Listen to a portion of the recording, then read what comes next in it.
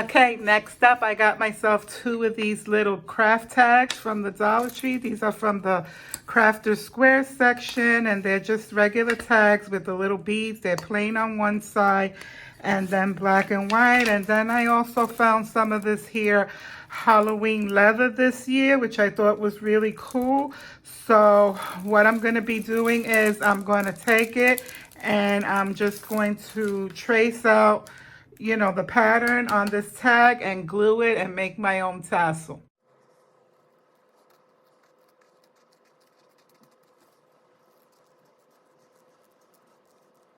All right. So now that I cut that piece of leather off, what I'm going to be doing is I decided to make it like a double-sided. So I'm going to put this on the back side as opposed to covering up this side. This way, you know, I can use this for another holiday. And so what I'm going to do now is I'm going to go ahead and I'm going to remove these beads and I'm going to switch them out for these black beads, and I'm going to string them on some of this here black jute also from the Dollar Tree. But before I do that, I'm going to adhere my leather with some of this here Elmer school glue. Now, I don't know how well this is going to work. This is obviously the first time I'm going to be doing this with Elmer school glue, but I figured, you know, not to have to deal with hot glue, and plus the hot glue is just going to bubble up and make bumps and stuff, so this will probably be better. All right, now that I blasted this little tag with my Elmer's school glue and got it all nice and tacky, I'm going to go ahead and tack the leather down and pray for the best. All right, so I made my tassel by just wrapping my twine around the tag a bunch of times and tying it off and cutting the fringes. You guys see me make tassels 1,000 times. So now all I did was tape off the ends of my bra, and I did go ahead and double it simply because this jute is a lot thinner than the jute that it came with. So you know, I wanted it to be a little thicker, so I just taped it off with some Scotch tape just so that I can thread my beads nicely. And so I'm going to go ahead and I'm going to string these beads onto my tassel and then tie it off. So now that I got my last bead on, and I followed the pattern. These had 8, so I'm just using 8 of these. So I did go ahead and actually make this string too long, so we're going to have to cut it. Oh, and I also wanted to say that these beads came from the Dollar Tree. I just put it inside this little container, also from the Dollar Tree. Easy peasy. They came in these colors already, so I don't have to do any painting. It's a lot easier than having to paint each and every one of these beads individually. So I just wanted to say that. So now we're just gonna string it through our little tag thingamajiggy here and decide how long we want the tassel to hang, and I think that's about right. So now we're just going to go ahead and tie it off here and call it a finished project. So I gave it a good old triple knot here, and so that it's nice and secure. And now we're going to go ahead and cut it off there. And that's all she wrote. And now we have ourselves a double-sided tag, so we can still use this side for another holiday. And this is going to be perfect to pop right inside my tier tray because that's exactly what I made it for. So now I'm going to go ahead and do the same with the other tag and with the magic of YouTube. All right. So here's what that second tag looks like. And that's all she wrote. And the beauty about this is that I still have all this faux leather left over. I could make a couple of more tags if I wanted to. And I just love how these came out. These are going to go perfectly, like I said, in a tier tray. So I'm happy that I was able to do it. So next up for this really simple and easy craft, I have one of these little cements.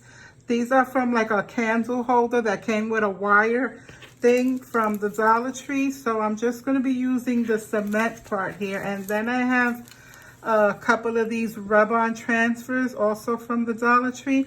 So I'm gonna see which ones will fit on here, and I'm gonna cut them out and put some of these so because here on my channel I like to share with you my hits and misses. Yeah, apparently the rub-on transfers was a big fail. They don't adhere to the cement, so I had to go with a backup plan because I don't want to make this too complicated, because I want these all to be easy, you know, 5-minute crafts and under. I have a pack of these, they're just jungle themed slap bracelets. They come 6 a pack, so there's 2 of each kind. So I figured out that if I basically, you know, slap it on, it goes halfway around. So 2 of them is suffice to cover the concrete little platter thing completely. So I'm probably just gonna put a little piece of clear tape just to adhere it on either side. You won't really see it because it's transparent, and it'll be good to go. So if this was not the easiest DIY ever, I don't know what is. All of this was to put this little doohickey. This cutie is cute enough on its own. Nothing has to be done to it. I just felt like it deserved its own little stand, so that's why I decided to go ahead and do this.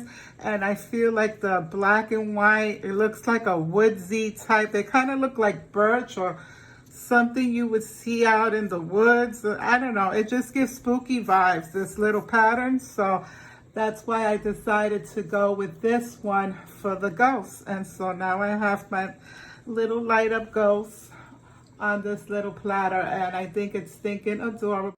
Okay, so for this next one, it's more of a personalization than a DIY, I would say. And there are these little new ceramic books that came out this year from the Dollar Tree. This was a new item, and they're like little ceramic plastery books. And what I did was here, I just taped off they have like a little label on the front, and I didn't want to paint that, so I just taped it off.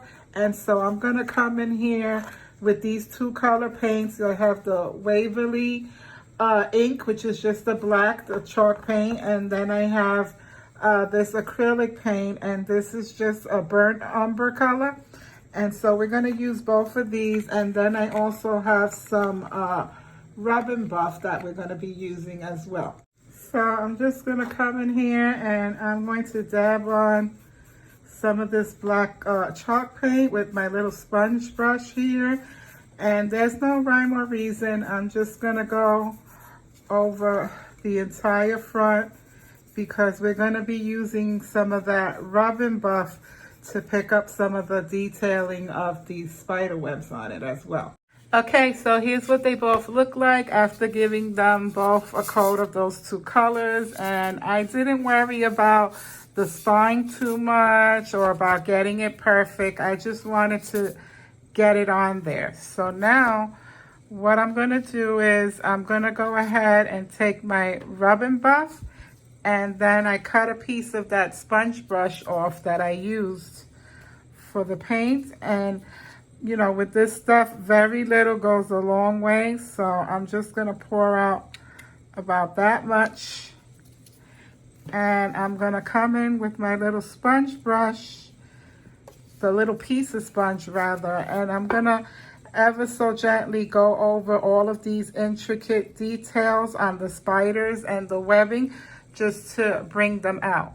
Okay, so here's a look at what we got going on. The idea is to get them looking as vintage and rustic looking and dirty up as possible, because remember, they're supposed to be wicked old spell books that you will find in a witch's house or a haunted house. So that's what kind of the idea that we're going for here. So now I have some of these Dollar Tree rub-on transfers. So I'm going to be removing the tape that I have here and see if I could find some rub-on transfers that will go cohesively with these books. Okay, so here's what it looks like with that tape removed, and these are some of the rub-on transfers that I was able to find to fit here. And you know, you got to go kind of hard and rough with it because they almost don't want to stick on to this whatever this material is, whether it's ceramic or cement. It's giving me a hard time. So yeah, you got to kind of go slowly, and if it's not sticking, then put it back down. But what I'm going to do now is I'm going to go back over it because it's too bright and stark white. So I'm going to dirty it up a little bit using the same technique that I did with the rest of it. I didn't want to do it at the same time that I was doing the, because I wanted to make sure that the rub-on transfers would stick. Had I painted it before, then the rub-on transfers definitely would not have stuck onto here like that. So this is what we got going on. And so now I'm going to dirty it up a little bit, and I'm going to do the same step to the other book as well. All right. So here's a look at what we got going on here and how they look after adhering those rub-on transfers and dirtying them up a little bit. So now what I decided to go ahead and do, being since I had plenty of that leftover Halloween leather, I think I'm going to use some of it just on the spine of the book, if you will, just so that it could tie in cohesively to some of the other decor DIYs that I've created. So I'm going to go ahead and measure out a piece of this leather so that I could put it on the spine of the book. All right, here we go. Now we got our leather piece cut out, and so all I'm going to do now is use some of this trusty old Elmer school glue to tack it down. And this does dry clear, so it goes on purple, but it dries clear. So we're going to slather this all over because remember, this is ceramic. And so we want to get a good coverage on it. All right, now that we got it adhered to this one, we're going to go ahead and follow the same protocol on the other book. And I'm just going to use this one, and we're going to go ahead and slather that bad boy up with this glue, just like we did on the other one. And just like that, we have ourselves two vintage-inspired spooky Halloween decor books. And this is how they came out. The pages, I like how they came out nice and rustic and dirty up. We have the leather binding on the back, and then the front has those rub-on transfers from the Dollar Tree, and this is how they came out. And I hope I inspire you to be creative and just decorate one of these little decor plaques. Let's put together the easiest Halloween craft ever, shall we? So from the Dollar Tree, you're going to want to grab yourself one of these here little plastic dome closures, and you're going to start by removing that pesky little sticker. And trust me, removing that pesky sticker is probably the most tedious part of this entire craft. Next, you're going to grab a box of these here fairy lights, also from the Dollar Tree, as well as some of this here spider webbing.